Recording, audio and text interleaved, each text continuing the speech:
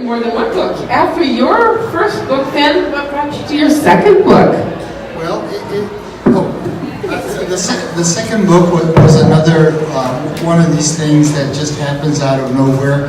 When I was 23 years old, I read a book that changed my life called Think and Grow Rich. And in about 2003, I got a call from a friend of mine who was working with McDonald's, who had a friend that was on the board of the Napoleon Hill Foundation, which publishes Think and Grow Rich. They still sell about 6 million copies of the book worldwide in something like 31 different languages. And this book is now 82 years old. It was published in 1937. And what does that? No, that makes it 81 years old. But it is a book that kind of, they were looking for somebody to write the Latino version of Think and Grow Rich. And the minute I saw that, I saw that they were looking for a book, I called the person and I said, "I'm your man." He says, "Well, we're just starting to look." I said, "No, that book changed my life. I am your man. If you want to have a book written about Think and Grow Rich for Latinos, I am your man. When can I see you?" I said, well, we're in Chicago. I'll fly to Chicago. When can I see you? Well, can you come tomorrow? Yes, I can. Kathy and I got up because Kathy supports me in every crazy thing that I do. There's nothing that I do that she's not fully behind, no matter how weird it is. And she went with me and we made a deal right then and there. They didn't interview anybody else because I knew that book inside and out. So they asked me to write it. They did give me an advance, and once again, I used the advance to promote it. Didn't make any money, but it was another book that I hope did some good for some folks. I don't have it here only because I thought that Twig had ordered it and would have it here, but it is a book that's been published in English and Spanish and has been all over the world. And this is the one that I'm writing now, and it is called The Success Mindset, Disrupting the Cycle of Generational Poverty. Because this is what Kathy and I are doing now, using our advertising skills to convince people who have lived in poverty for generations that they are capable of doing much more. They don't know what they can do because they've never experienced it and they've never experienced anything other than where they've been. So if you've been poor for 3 or 4 or 5 generations, you accept poverty as something that's going to happen. And as much as people keep working in the United States to try to lower the level of poverty, I'm finding that the numbers get a little bit bigger every year. Why is that? Because if somebody has been living in poverty for 2 generations, guess what they do? Unconsciously, they create another generation of poverty. For every one person that is able to get out of that generational poverty, 4 stay in it. Because they think that that's the way that life should be. So we are using all of the experiences that I've had in my 50 years of being in advertising, communication, and marketing to convince people that they can do better than they think they can. And to do it in a way that reaches the child every day for 15 minutes a day.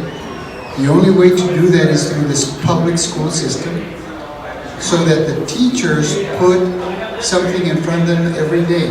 Not in the book, but on a tablet and on a computer. And then we are able to reach each parent 3 times a week on their smartphone, giving them the same types of messages so that the kid becomes excited about school. knows what they're in school for, becomes motivated, comes to school more often, makes better grades, tests better, stays in school longer, graduates, and makes college a decision that is conscious in every family. Mama and daddy and grandma and sister and brother buy in on it because they're getting the same messages at home, and they don't have to go to parents' night at 5 o'clock on Thursday. They get the message anytime they want. If they can see it at 11 o'clock at night, that's fine. Or 7 o'clock in the morning or 2 o'clock in the afternoon, it doesn't matter. It's at their convenient time. So, by repeating the proper message often enough to the proper target audience, which is the child and their parents, we believe that we can convince anybody to do almost anything. That's been proven in advertising. If you've got the right message to the right person and you're communicating that at least 20 times a month, you can convince a person to buy this product instead of that product, to vote with this person instead of another person. Why not to change a mindset? Why not? They say that poverty is a state of mind. I believe that it is. If poverty is a state of mind, why don't we start changing that state of mind? Yeah.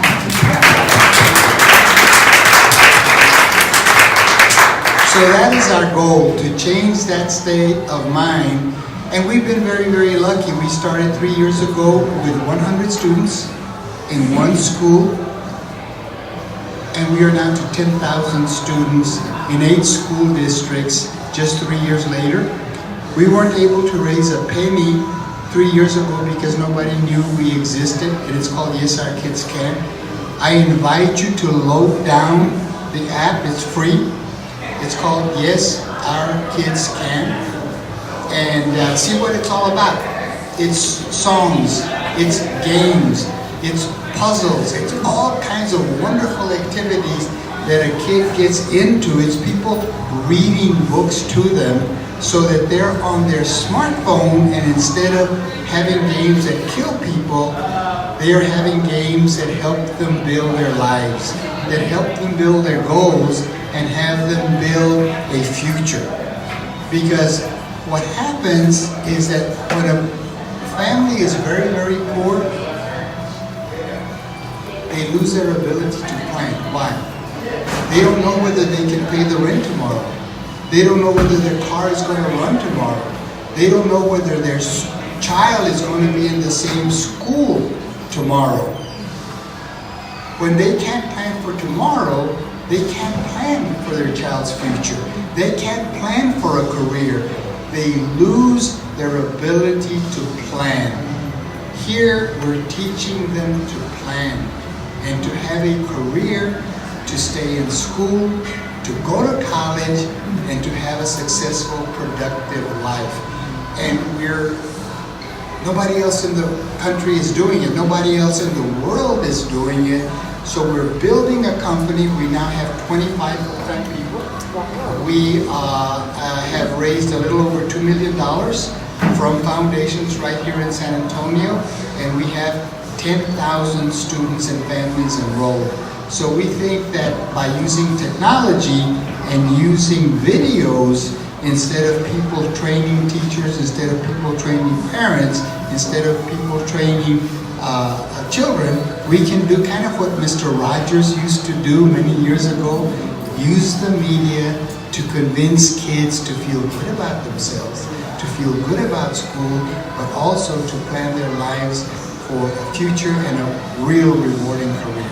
So I'm really excited about this one, in fact, I think I'm more excited about this little book than I have been in any of the others, because this is not just, it's not just using advertising to convince people to buy Coke instead of Pepsi. It's using advertising techniques to convince people to have a life of success instead of a life by default.